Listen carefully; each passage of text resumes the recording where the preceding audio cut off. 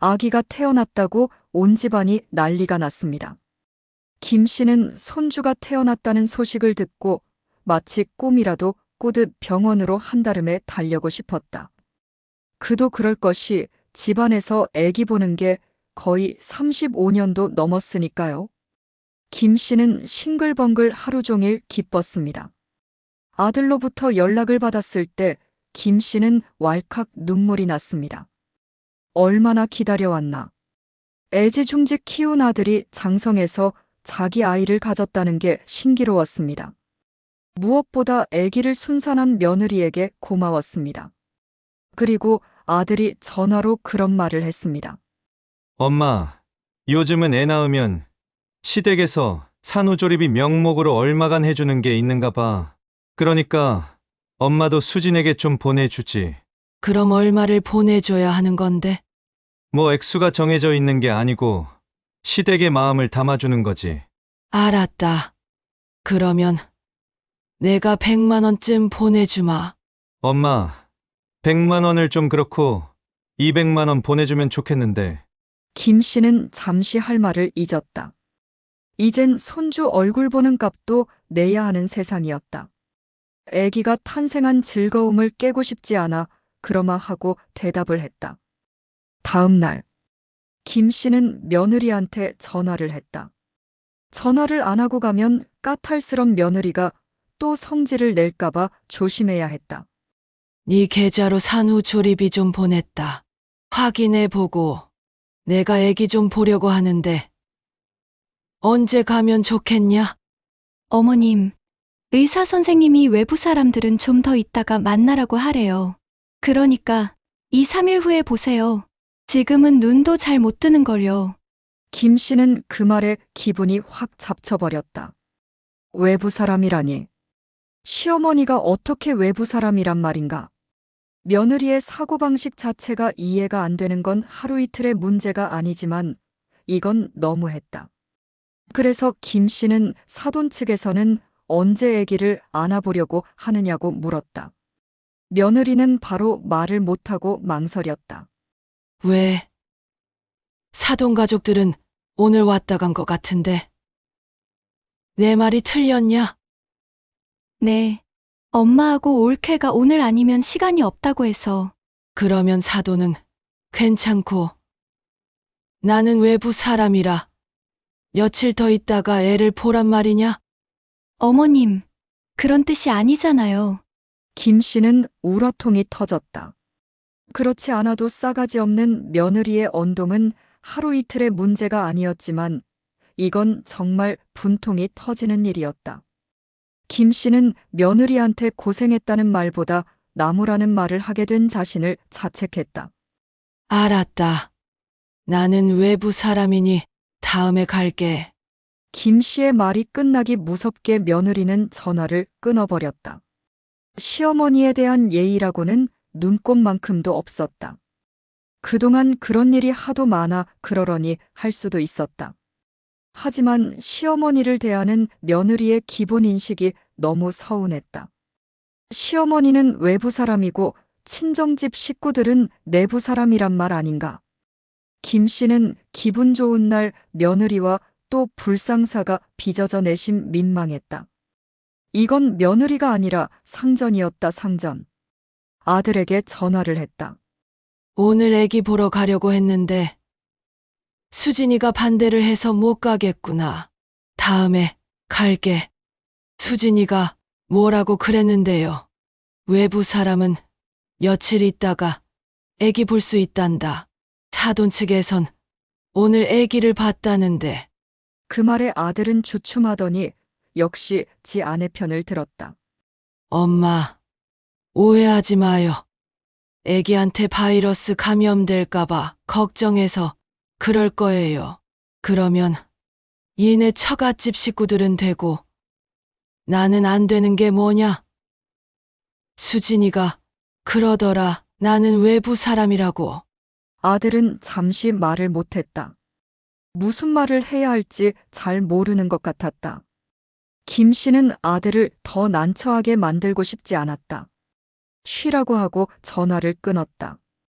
며느리한테 돈 보내고 생색은커녕 외부 사람이란 말까지 들어서 기분이 우울해진 김 씨는 술 생각이 났다. 누구한테 속내를 말하고 싶었다. 그러나 주변에 그럴 사람이 하나도 없었다. 다들 이사 가거나 저 세상으로 떠났다. 손주가 태어났는데 할머니는 외로웠다. 며칠 후 김 씨는 조산원으로 찾아갔다. 산부인과에서 직영하는 조산원으로 위층에 있었다. 김 씨는 며칠 전 감정은 다 잊어버리고 오늘은 손주를 만날 생각에 다소 들떠 있었다. 산후조리원실이 따로 설치돼 있었다. 며느리가 따라 나왔다. 수진이, 너는 안 나와도 된다. 나 혼자 애기 얼굴 좀 보다 갈 거다. 며느리는 김 씨의 말에는 상관없이 팔짱을 끼고 서 있었다. 마치 김 씨를 감시하는 것 같았다. 김 씨는 직접 아기를 안아보지는 않고 유리창문 너머로 얼굴만 봤다. 작고 붉은 아기가 곤히 잠들어 있는 모습을 보니 지난 세월의 온갖 시름이 눈 녹듯 사라지는 것 같았다. 가슴 한편이 벅차오르는 말로 형용할 수 없는 깊은 기쁨이 김 씨의 온몸을 감쌌다. 아들의 가정을 완성해준 며느리에게 고마운 마음마저 들었다. 며느리가 빨리 가라고 성화를 부리는 것 같아 그곳을 떴다. 그제서야 며느리는 병실로 내려갔다. 그런 며느리 태도에 기분이 상한 김 씨는 계단을 내려오고 있었다. 그때 간호조무사 복장을 한 직원이 김 씨와 마주쳤다. 아까 아기 얼굴 보러 왔을 때 안내해준 그 직원이었다. 김 씨는 수고하시라고 말했는데 간호사가 얼굴을 돌려 주변을 쭉 보더니 김 씨에게 다가왔다. 그의 표정은 진지해 보였다. 저 어머님, 애기 보셨어요? 김 씨는 순간 어리둥절했다. 애기가 아빠하고 전혀 닮지 않았지요? 그 말에 김 씨는 자신도 모르게 고개를 끄덕였다. 사실이 그랬다. 아기를 처음 보는 순간 김 씨는 아들과 전혀 닮지 않았다는 것에 놀랬었다. 그런데 간호사도 그런 말을 하니까 더 의아스러웠다. 우리 아들을 보셨어요? 그럼요. 간호사실에 과일도 사다 주셨는데. 그러면서 그 간호사는 김 씨에게 귓속말로 얘기를 했다. 나중에 애기 유전자 검사를 해보세요. 너무 안 닮았어요. 그리고 며느리분이 다소 이상해요. 어떤 면에서 이상하다는 건지. 애기를 보러 오시는 분이 있으면 꼭 따라 나와 감시하듯이 해요. 다른 산모들과 다른 게 많은 며느리예요. 간호사의 말은 김 씨의 마음에 작은 돌을 던진 것과 같았다. 그 돌은 잔잔했던 김 씨의 마음에 파문을 일으켰고 그 파문은 이내 김 씨의 뇌리 속 깊이 잠재되어 있던 불안감을 수면 위로 끌어올렸다. 김 씨는 애써 외면했던 불안감이 스멀스멀 피어오르는 것을 느꼈다. 설마 아니겠지. 머릿속으로 수없이 되뇌었지만 간호사의 말이 씨앗이 되어 의심의 뿌리를 더욱 깊게 내렸다. 김 씨는 아들의 행복을 위해서라도 이 모든 의심을 걷어낼 필요가 있다고 생각했다. 굳은 결심을 한 김 씨는 무거운 발걸음을 이끌고 병원을 나섰다. 병원 복도를 걸으면서도 김 씨의 머릿속은 복잡하게 얽힌 실타래처럼 혼란스러웠다. 집으로 돌아가는 길이 천근만근 무거웠다. 간호사의 말을 어떤 식으로 해석해야 할지 몰랐다. 걱정 아닌 걱정이 생긴 것이다. 그런데 아들과 아기가 너무 안 닮은 건 사실이었다. 물론 아기 때문 본 모습이 안 드러날 때도 있을 것이다. 하지만 쌍꺼풀부터 코 그리고 귀는 아들의 어렸을 때와 너무 달랐다. 이걸 어떻게 해야 하나 걱정만 들고 뭘 어떻게 해야 할지 생각이 떠오르지 않아 답답했다. 집에 돌아온 김 씨는 한참을 망설이다가 아들한테 슬그러미 물으려고 전화를 했다. 너 애기 자세히 봤지? 그럼 봤죠? 그런데 그건 왜요? 애기들은 대부분 엄마나 아빠 중에 하나를 닮은 게 마련이거든. 너는 애기가 누굴 닮은 것 같냐? 그냥 네가 보기엔 어떤 것 같으냐? 저는 좀 안 닮은 것 같고 대략 엄마를 많이 닮았나 보지요, 뭐. 그건 왜요? 아니, 아빠와 애기가 붕어빵인 경우가 많거든. 그런데 니들은 붕어빵이 아니라서 묻는 거야. 에이, 엄마도 별걸 가지고 걱정이네. 애가 좀 더 커봐야 닮았는지 안 닮았는지 알 수 있지. 지금 이제 갓 눈을 떴는데 뭐가 닮고 그러겠어요? 사람들이 보는 눈이라는 게 있지 않니? 엄마, 혹시 평소 수진이를 좋게 안 보는 심정에서 애기가 닮지 않았다는 의문을 제기하는 거 아닌가요? 만약 그렇다면 엄마, 그건 병이에요. 병. 넌 지금 이애미를 정신병자 취급하려는 거냐? 내 말은 의심을 한다는 게 아니라 실제로 닮지 않은 걸 어떻게 해야 하는가 문제의식을 가지라는 말이다. 엄마, 이제 그만 좀 해요. 수진이가 엄마한테 스트레스 많이 받는다고 하는 게 이제 보니 그럴만 하겠어요. 수진이를 좋게 봐주세요. 가족끼리 왜 그래요? 며느리 편드는 아들이 자신의 마음을 몰라주는 게 김 씨는 서운했다. 이것은 며느리와의 불화 문제가 아니라 진실에 관한 문제인 것이다. 그것을 구별하지 못하는 아들이 안타까웠다. 그렇다고 이대로 놔둘 수는 없다고 김 씨는 판단했다. 그동안 며느리의 여러 이상한 행동을 지켜보고 직접 겪어봤지만 이번 일만큼은 아들의 인생을 좌우하는 문제인 만큼 내밀하게 들여다봐야겠다고 다짐을 했다. 아들은 자식을 얻고 나서부터 얼굴에 활기가 살아났고 좀 의젓해진 느낌을 주었다. 마냥 어린애 같던 아들이 자식을 낳았다는 게 일단 기적 같은 일이었다. 그런 기적이 정상적으로 일어났으면 얼마나 더 좋았을까. 김 씨는 며느리가 이전에 얼핏 누군가와 통화하는 걸 봤던 기억이 났다. 그때 김 씨가 쳐다보자 며느리가 황급히 베란다로 나가 문을 닫고 통화한 일이 있었다. 무슨 비밀전 하길래 그렇게 황망히 도망치듯 하는 건지 다소 어리둥절했었다. 그런데 그런 일들은 이후로도 몇 번이나 더 있었다. 그때는 그걸 신경 쓰지 않아서 어떤 퍼즐도 만들어지질 않았지만 지금 여러모로 생각해보면 수상했던 것은 맞았다. 며느리에게 비밀이 많다는 것은 신혼 초부터 느꼈던 일이었다. 아들이 없을 때 특히 그런 행동은 더 자주 발견되었다. 뭔 일이 있어 시댁에 와서도 핸드폰을 손에 붙여놓고 지냈다. 그러면서 왠지 불안해 여기고 뭔가 초조해하는 느낌을 받았다. 시댁에 와서 손에 물 한 방울 묻히지 않는 며느리는 있는 내내 핸드폰만 만지작거리고 있었다. 마치 누군가의 연락을 기다리고 있기라도 하듯이 혼자 안절부절할 때도 있었다. 한 번은 물어봤다. 수진아, 왜 그렇게 불안해 보이냐? 무슨 일이 있냐? 아니에요. 제 할 줄 아는 게 별로 없어서 죄송해서 그러죠. 죄송할 건 없고 그냥 상 차릴 때나 음식이라도 날라주면 고맙지. 뭐 특별한 일은 없어. 며느리는 그런 말을 한쪽 귀로 흘려듣는 것 같았다. 어느 날은 낮 시간에 아들이 좋아하는 반찬을 만들어 집에 찾아간 일이 있었다.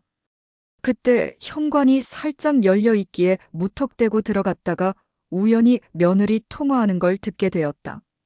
내가 미치겠어. 아무 때나 그렇게 불쑥불쑥 나타나다가 자칫 가족들 눈에 발각이라도 되면 어쩌려고 그래? 조심 좀 해야지. 나 불안해서 못 살겠어. 며느리는 누구와 통화하는지 모르겠지만 상대방에게 뭔가 하소연을 하고 또 부탁을 하는 듯 했다. 그러니까 앞으로는 우리 만나는 거 자제해야겠어. 이러다가 우리 둘 다 끝장날 수 있어. 그때 며느리가 한 그 말이 아직도 생생하게 기억났다. 둘 다 끝장날 수 있다는 말이 뭘 뜻하는 건지 모르겠으나 분명한 건 우리 아들은 아니었다. 그렇다면 다른 남자를 만나는 걸까 하는 의구심이 들기도 했었다. 그러나 설마 했다. 이제 신혼 초에 만나긴 누굴 만난다는 말인가 하면서 혼자 망상 좀 그만하라고 자책을 하기도 했었다. 그런데 가만히 생각해보면 애매모호했던 퍼즐 조각이 하나 둘씩 맞춰지고 있었다. 분명히 며느리는 바깥에서 다른 남자를 만났다. 그게 현재 진행형인지는 모르나 남자를 만난 게 확실했다. 그런 생각에 이르자 김 씨는 머릿속이 터질 것만 같았다. 지금 아들이 자기 자식이라고 여기는 애기가 만약 남의 애기라면 김 씨는 모골이 송연해지는 걸 느꼈다. 김 씨는 유전자 검사를 해봐야겠다고 마음을 먹었다. 그동안 드라마 속에서 자주 나오는 친자 확인 검사를 자신이 직접 하게 되었다는 것이 이상했다. 왜 내가 그런 불상스런 일을 하게 되었는가? 아들의 인생이 걸린 문제라고 마음을 다져먹었다. 강해야 한다. 어영부영 넘어가면 안 되는 일이다. 김 씨는 밤새도록 잠 못 이루고 인터넷을 뒤졌다. 유전자 검사 업체, 친자 확인, DNA 검사 등 온갖 키워드를 검색하며 신뢰할 수 있는 업체를 찾기 위해 혈안되었다.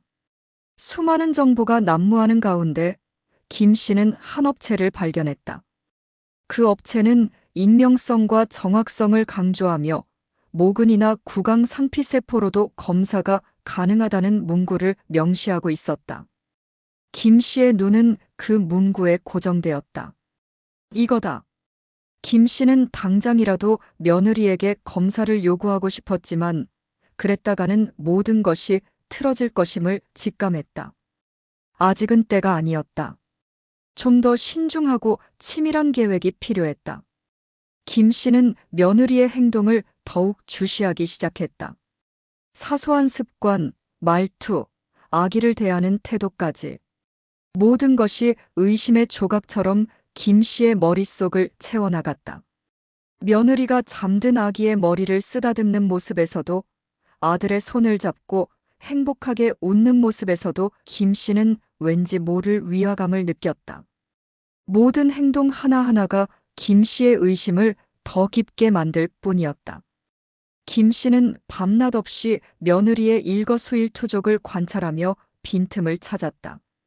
어떻게 하면 며느리가 눈치채지 못하게 아들과 아기의 검체를 채취할 수 있을지 머릿속으로 수십 번 시뮬레이션을 돌렸다.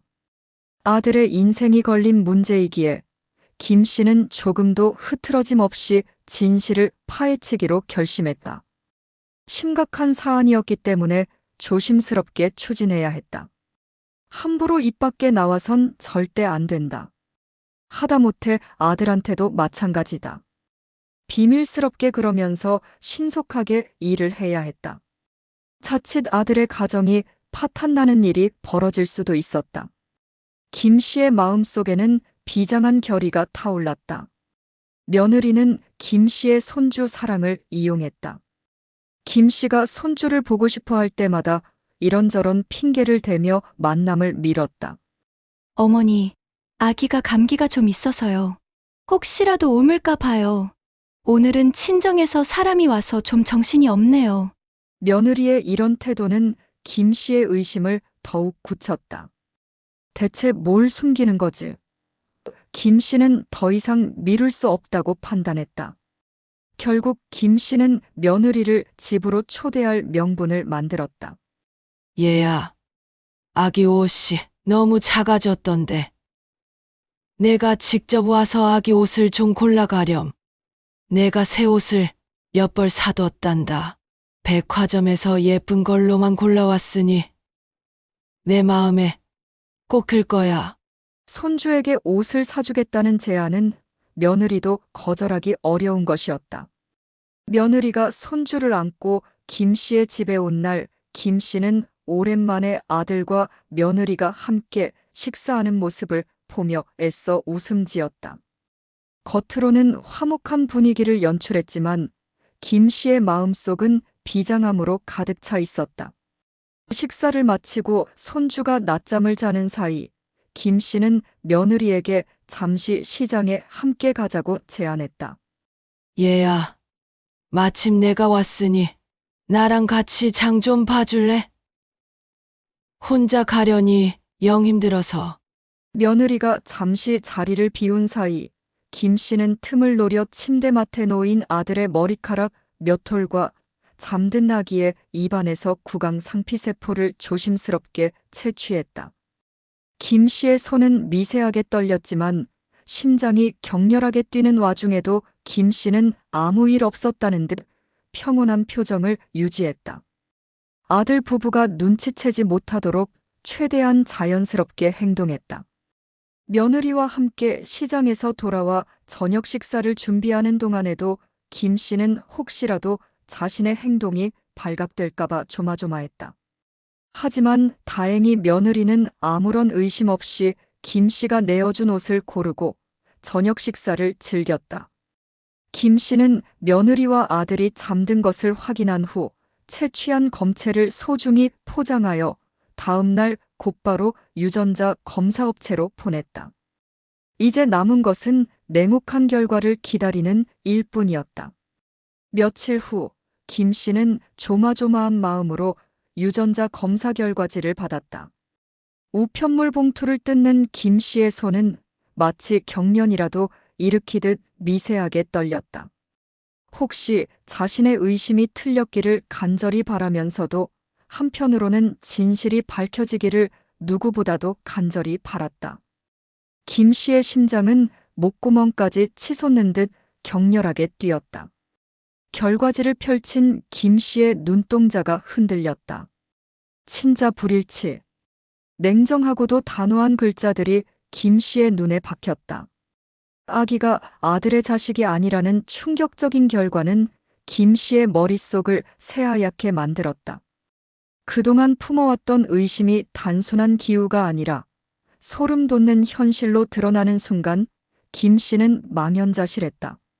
손에 들린 결과지가 너무나 무겁게 느껴졌다. 아들을 생각하니 가슴이 찢어지는 듯 아팠다. 어떻게 이 엄청난 사실을 아들에게 전해야 할까? 김 씨는 깊은 절망감에 빠져들었다. 눈앞이 캄캄해지는 것 같았다. 하지만 이내 김 씨는 정신을 차렸다. 아들의 인생이 걸린 문제이기에 이 진실을 외면할 수는 없었다. 오히려 지금이라도 진실을 알게 된 것이 다행이라고 스스로를 다독였다. 김 씨는 차가운 현실 속에서 단단한 결심을 했다. 더 이상 숨겨진 채로 골마 터지게 둘 수는 없었다. 김 씨는 자신의 손에 들린 종이 한 장이 아들의 미래를 송두리째 바꿀 수 있다는 것을 직감했다. 유전자 검사 결과가 김 씨의 손에 들려 있었지만 며느리는 여전히 김 씨를 무시하고 무례하게 굴었다. 어머니는 왜 이렇게 꼬치꼬치 캐물으세요? 제 사생활에 너무 관여하시는 거 아니에요? 제가 알아서 할게요. 어머니가 신경 쓰실 일 아니에요. 김 씨가 손주에게 조금만 신경을 써도 며느리는 날카롭게 반응했다. 심지어 아들 앞에서도 김 씨에게 막말을 서슴지 않았다. 며느리의 이런 태도는 김 씨의 가슴에 상처를 주었지만 김 씨는 겉으로 내색하지 않았다. 김 씨는 며느리의 오만함에 분노가 치밀어 올랐지만 진실을 밝히기 전까지는 모든 것을 참아냈다. 며느리가 모르는 사이에 김 씨는 아들에게 이 모든 상황을 어떻게 설명할지, 며느리와의 대화는 어떻게 시작해야 할지 끊임없이 고민했다. 며느리의 오만한 태도는 김 씨에게 더욱 단호하게 진실을 마주해야 한다는 확신을 주었다. 이대로 둘 수는 없어. 내 아들의 인생이 망가지는 것을 두고 볼 수만은 없다. 김 씨는 며느리의 행동 하나하나를 기억하고 그것이 훗날 며느리의 자백을 이끌어내는데 중요한 역할을 할 것이라고 믿었다. 김 씨의 인내심은 차갑게 식어갔고 며느리를 향한 감정은 더 이상 고부간의 정이 아닌 냉정한 정의감으로 변해갔다. 유전자 결과를 알게 된 이상 더 이상 망설일 이유가 없었다. 먼저 아들에게 연락을 했다. 시간이 되면 지금이라도 얼굴을 봤으면 한다고. 아들은 회사 일이 바빠 나중에 연락을 하겠다는 것이다. 김 씨는 지체할 수 없어서 다급히 오늘 중에 만나기를 전했다. 평소보다 일찍 퇴근한 아들은 김 씨 집으로 찾아왔다.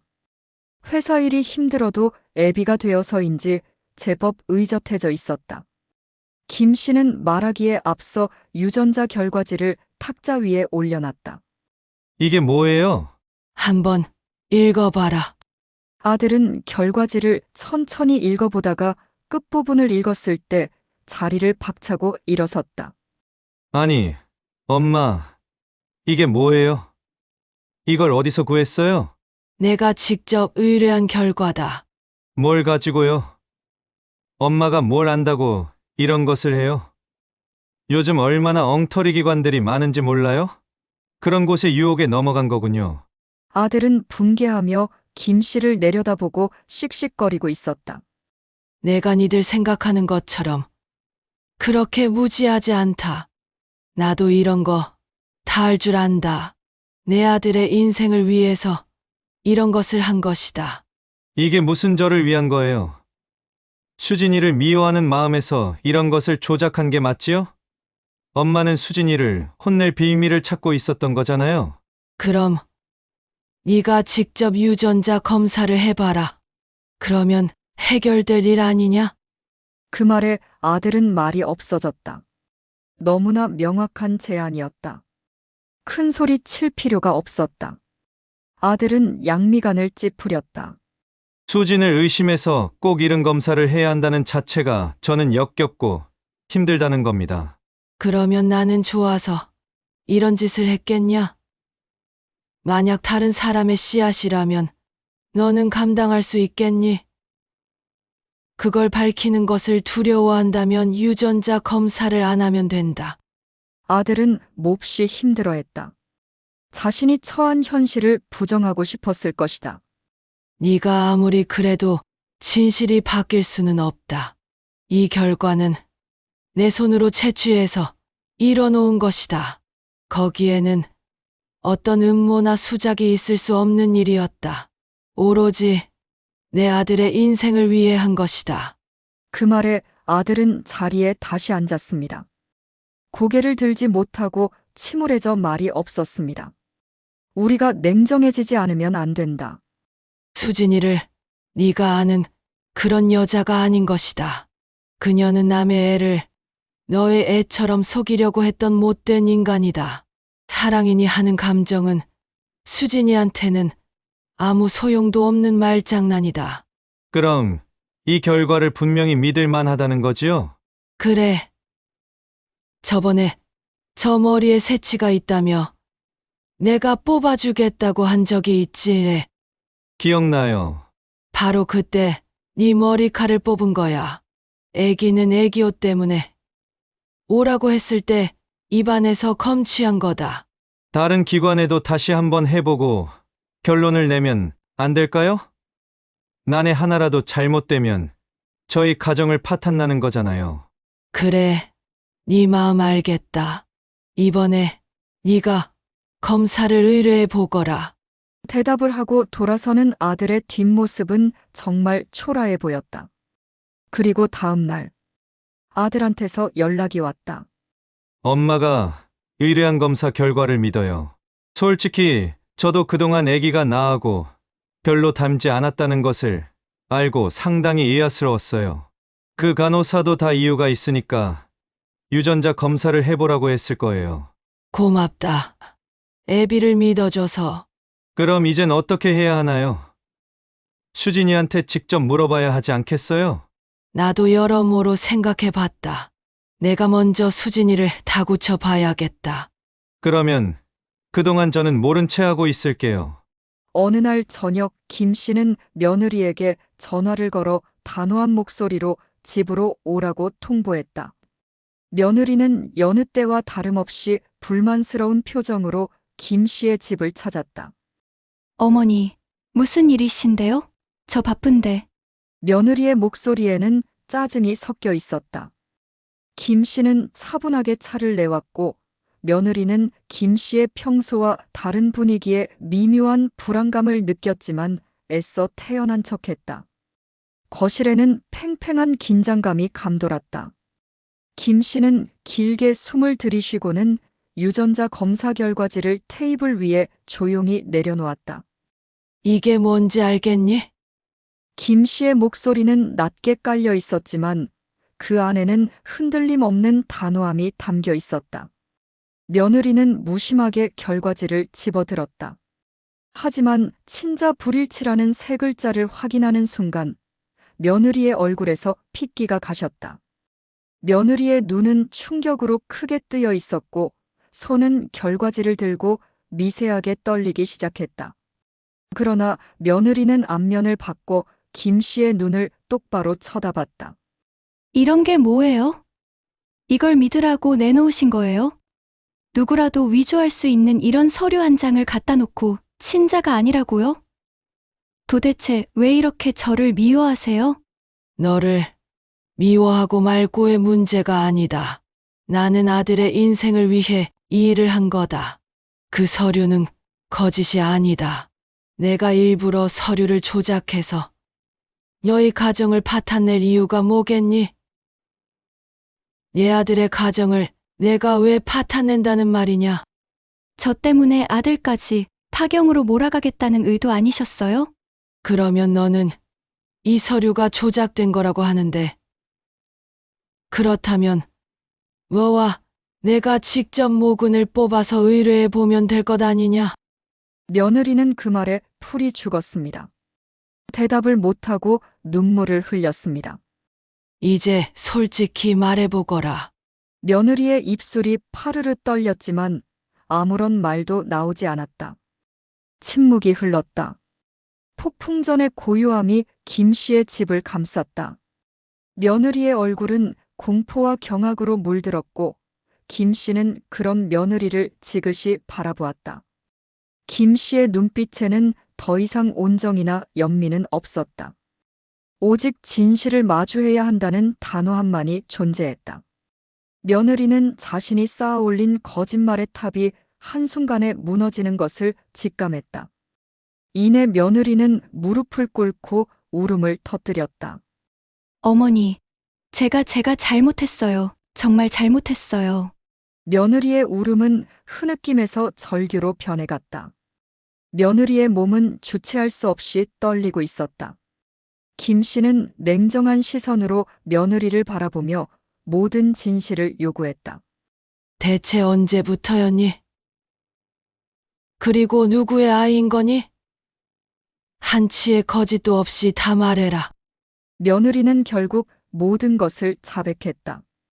결혼 전 만났던 남자의 아이였고 아들과의 결혼 후에도 그 남자와의 관계를 완전히 정리하지 못했다는 충격적인 고백이 이어졌다. 며느리의 목소리는 울음에 잠겨 알아듣기 힘들 정도였지만 김 씨는 며느리의 말 한마디 한마디를 놓치지 않고 귀 기울였다. 며느리는 자신이 김 씨와 아들을 속여왔다는 사실을 눈물로 고백하며 용서를 빌었다. 며느리의 자백은 김 씨의 가슴에 비수처럼 박혔지만 동시에 오랫동안 짓눌러왔던 의혹이 해소되는 순간이기도 했다. 김 씨는 며느리의 자백을 모두 녹음했고 아들에게 이 모든 사실을 알려야 한다는 생각에 마음이 무거워졌다. 며느리의 처절한 울음소리가 집안에 울려 퍼졌지만 김 씨는 흔들리지 않았다. 이미 김 씨의 마음속에는 냉정한 판단만이 남아있을 뿐이었다. 김 씨는 며느리의 자백이 담긴 녹음 파일을 아들에게 내밀었다. 아들은 김 씨가 건넨 증거들을 믿을 수 없다는 듯 한참을 바라보았다. 그의 얼굴에는 충격과 경악 그리고 서서히 피어오르는 분노가 뒤섞여 있었다.